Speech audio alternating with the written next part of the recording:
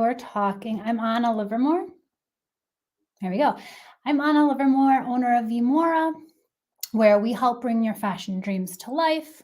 We help with patterns, samples, manufacturing. We help develop your product, do tech packs, source materials, all that good fun stuff. So today I am talking about how you as a designer can have a profitable business. Because if you're not making a profit, then why are you doing this? I do realize sometimes people just do it for fun and like profit isn't their main goal, which is great. But if you're not making a profit, it's going to be really hard for you to continue that business year after year. So you want to be sustainable. I know that that is a hot topic word out there, but the number one way as a designer that you need to be sustainable is to sustain your own business.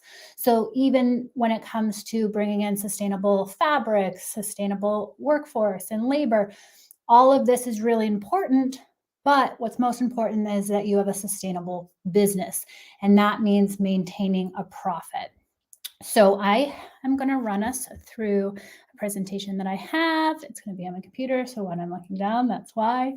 But when it comes to having a profitable business, there are two things in the fashion industry that contributes to profit. And you've got to be able to maneuver both things really, really well in order to have a profit.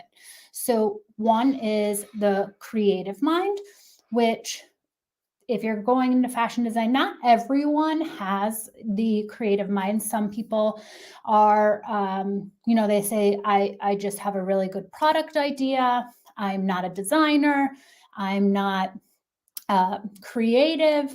But there are things in the creative aspects, if you're going to be in the fashion industry, that you need to pay attention to. And then the other half is that business mind.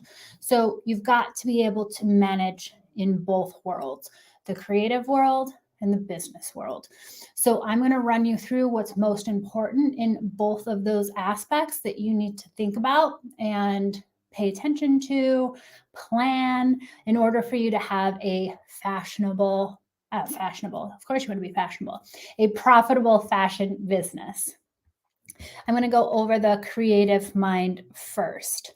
So there are some things that you need to do when you first get started to help keep the creative mind focused.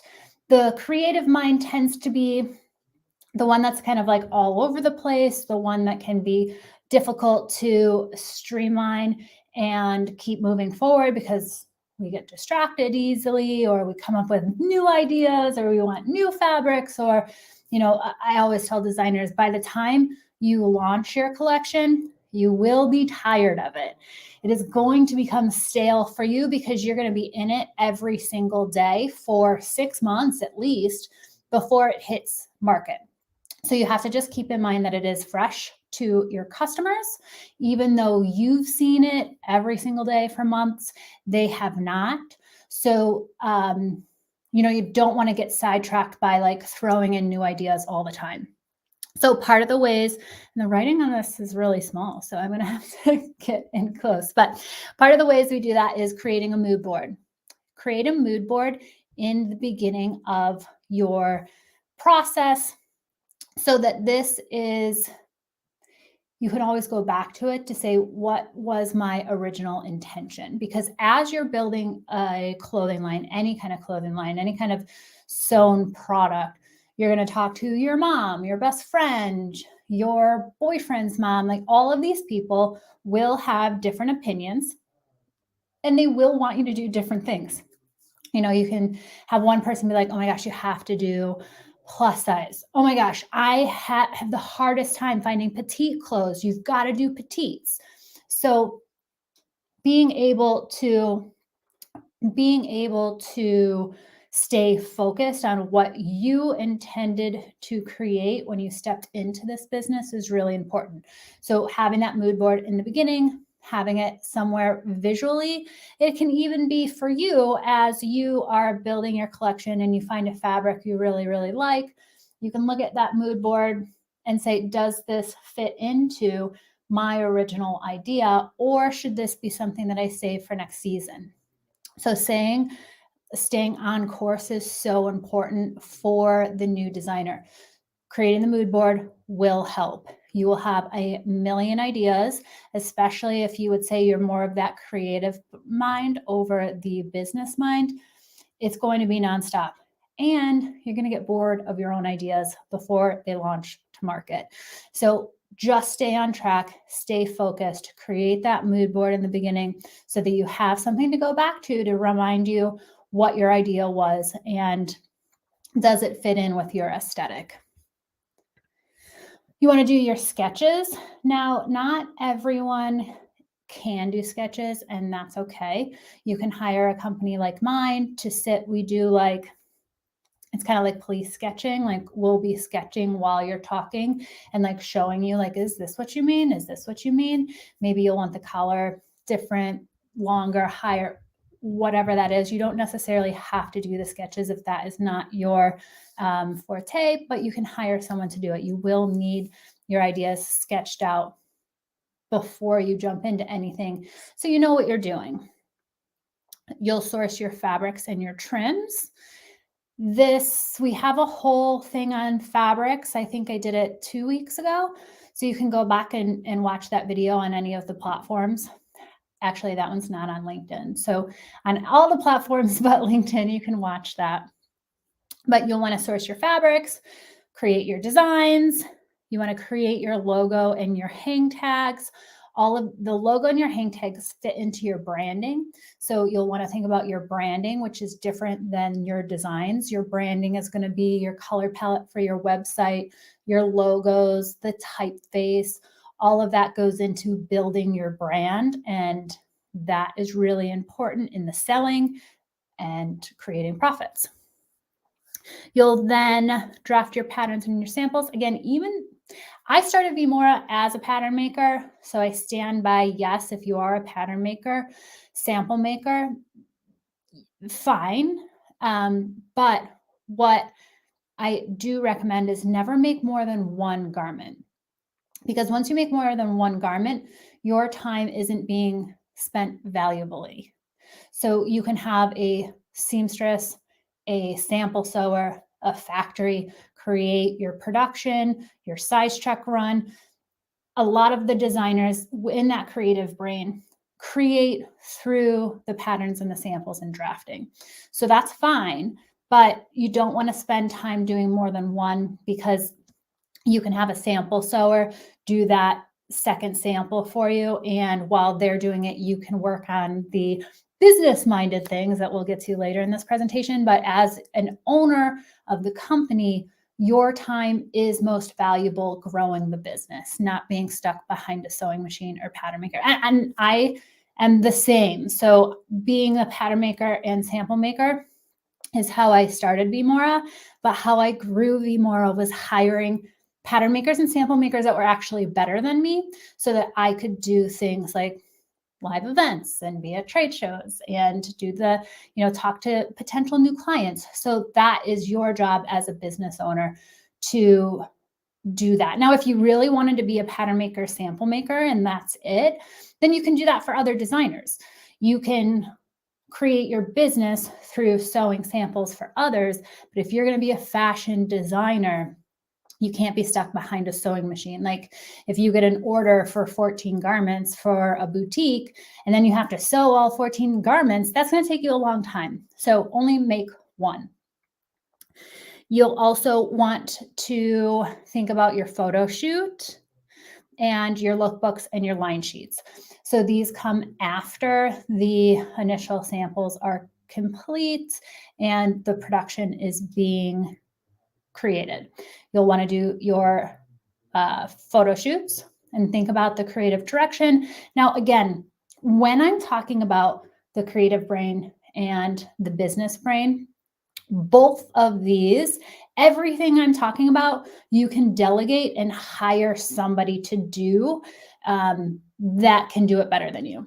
There's people that just do photo shoots, creative directors that are amazing. So, I mean, obviously it depends on budget. You might have to pick and choose like what you are going to keep on your own plate and what you're going to delegate. And you might be in a financial situation where you have to do it all on your own, which that's what I was in the beginning. I did everything in VMora, from everything under the sun. I did everything. So if that's the position you're into, you will do great.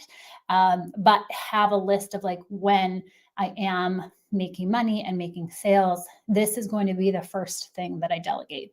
Part of growing and being a successful business is knowing how to delegate and how to pull on a team, because you can't grow your business if you're stuck doing anything all the time, like behind QuickBooks and doing your accounting and then doing your sewing. So you will have to delegate. So have a list of like what your first delegation will be to your last delegation.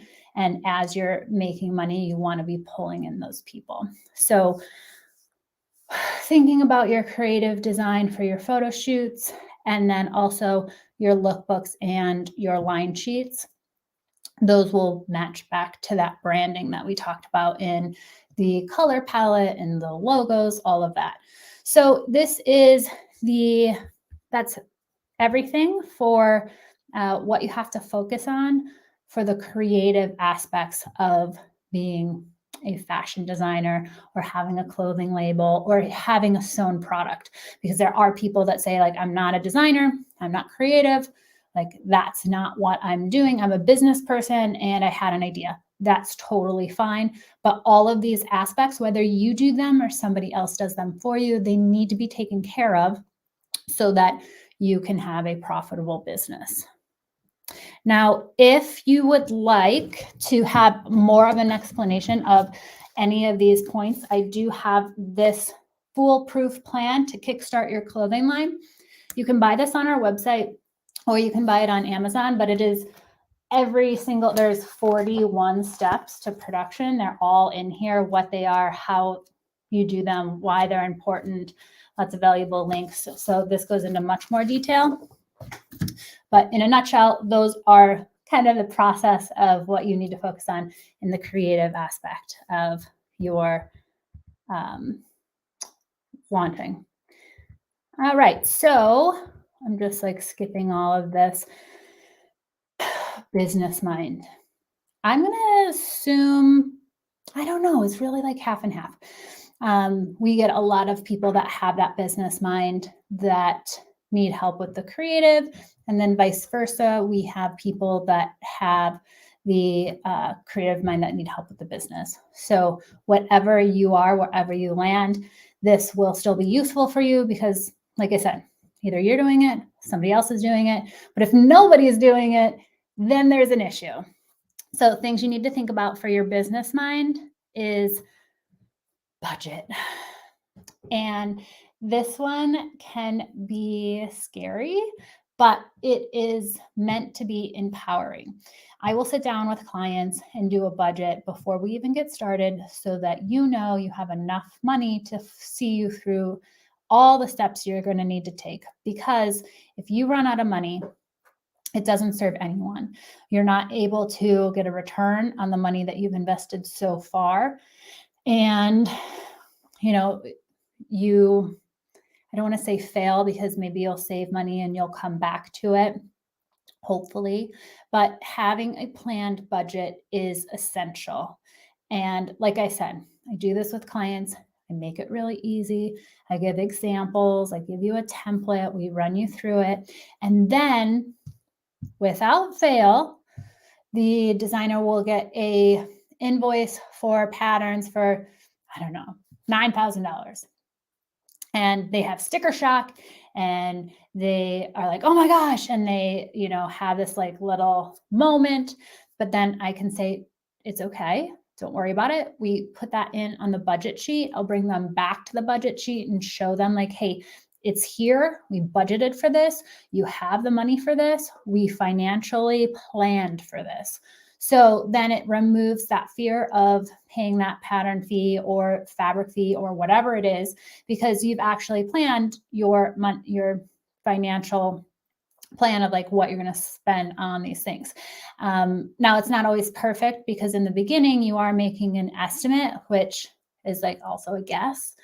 But if you have someone like me that has experience, I can get pretty close on the numbers. So we are pretty prepared. And then you have some room for cushion of a 10% maybe. But being able to, and I always estimate over, because it's better to spend less than more. So usually we can work it out, and like the cost of something else was less than we planned. Either way, having a budget done, it's not the most fun, but it's very empowering, and it will help the success of your business. So make sure you sit down and create that budget. The second is timeline. You'll want to make sure that you're giving yourself enough time to hit those deadlines, the photo shoots, the launching, the trade shows, the sale window.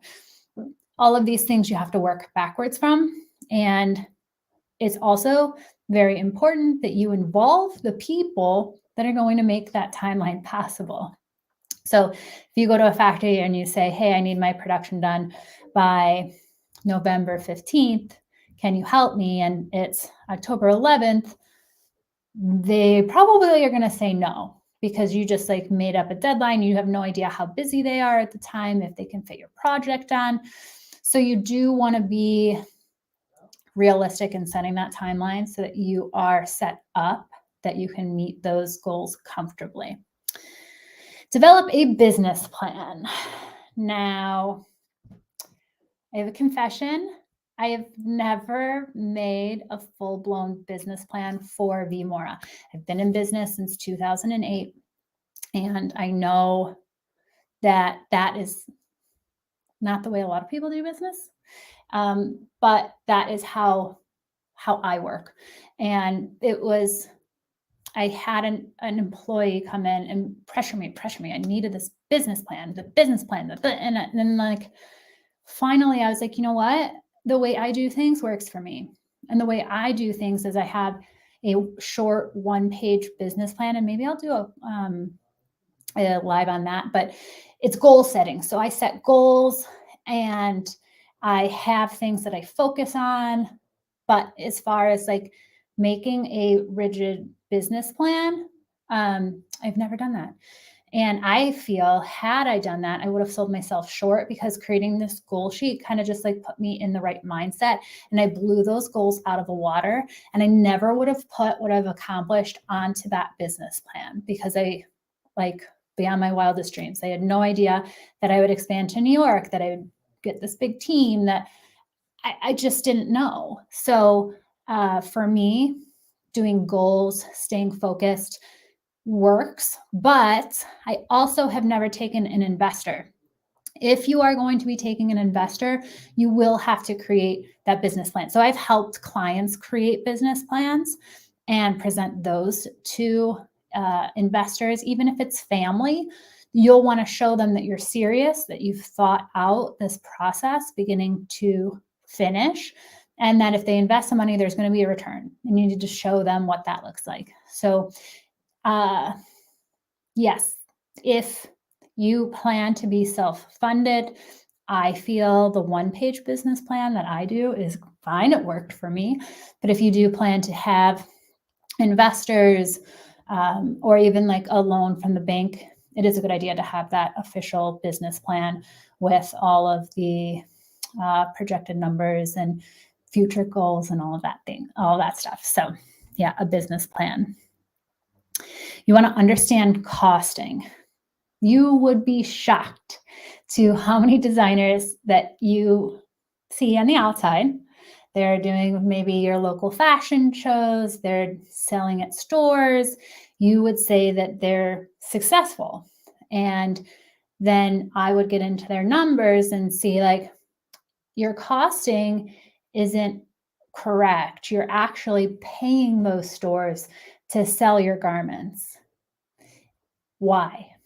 and they would say, well, like, oh, I really wanted to be in that store, or like nobody's going to pay that for my designs. It's really like selling yourself short. Now, if you went to a customer and you're like, hey, so I'm going to sell you this garment, and guess what? I only paid myself $3 an hour, and I paid my sewer $3 an hour, and I didn't cover the cost of my fabric. Anyone that's going to look at you and be like, oh, amazing, I'm going to take that, it isn't your ideal client, because what that means is you're not paying yourself a legal amount. You're not paying your sewers a legal amount, and you're not going to stay in business. You will not have a sustainable business, and sustainable needs to be having a profit. In order for you to succeed, you've got to have a profit. So understanding your costing, being very, very truthful, putting in all the prices for your cost of goods, the cost of labor. And sometimes when you get to the retail price, it will be higher than what you had expected. But do your research. Maybe you've got to find a different customer. Maybe you've got to cut your profit margins a little bit on your first production because you're creating a smaller amount. Therefore, the cost of labor is more, but you still want to be making a profit. Even if it's a smaller profit than what you'd like, you still want to be making a profit. So we have a template. We make this super easy, and make sure that all of our clients are making a profit, but it's really, really important. It's very common for a designer to sell themselves short and say like, well, no one's going to pay $200 for this. Well, you either need to go back to your costing and figure out how you can make your cost of goods less, or maybe make more of the units so that the labor is, but you need to fix it. You can't sell your garments and not make profit. It just does not make sense, because you will not be able to maintain your business, and you're paying people to wear your clothes. And I'm sure if they knew that, they wouldn't agree. They wouldn't agree, because I would hope everybody wants at least everyone to be making a minimum wage in life. So make sure that you're costing, you have a really strong idea about costing. Do that in the beginning too, so that there is less surprises around what it's going to look like after you've bought all of your materials and you've put all of your cost of goods together, things like that. So do an estimate in the beginning and then maintain that throughout, so that if you want to use a $20 yard of fabric versus $10 a yard, you can pop that into this costing template and see what that does to your wholesale and your retail price. Okay, so we have costing. Research your market and your competition. That is also important to do with, it's impossible to compete with the ginormous multi-million-dollar companies. It just is, unless you have a ginormous multi-million-dollar budget. But so when you're comparing yourself to other designers, try and find clothing. If you're going to be made domestically, try and find other brands that are made domestically. If you're going to be creating silk, find other designers that are making out of silk. So things like that.